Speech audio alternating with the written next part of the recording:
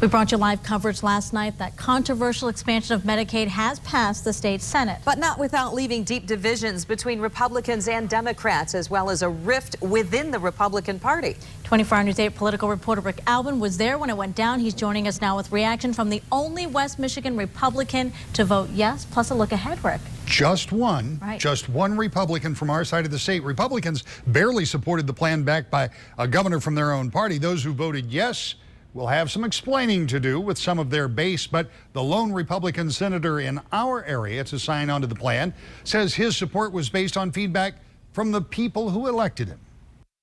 As I went around the district and talked to people, we have a lot of our younger people that are right on the verge of some issues with, it takes one thing to put them into medical bankruptcy, and we need to make sure that, somehow, and is this a perfect answer? It's probably not.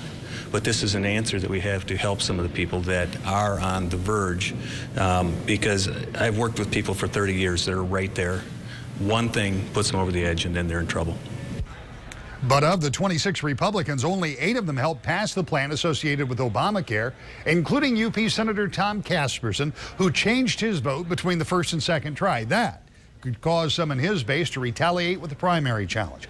All 12 Democrats backed the plan. They were irritated the GOP couldn't provide the votes to make the law go into effect immediately. As for what is next, the House will have to vote on the changes made by the Senate. Senate will likely take another stab at getting the bill to go into effect right away, an effort that failed yesterday. Governor seems poised to sign almost anything the legislature can agree on, and then the feds are going to have to approve the plan. That seems nearly certain given the administration's exuberance for getting states to go along with Medicaid expansion, a key provision of the Affordable Care Act. The changes in Medicaid could take place the first of the year unless the Senate fails to get that so-called immediate effect that, as I say, did not pass last night.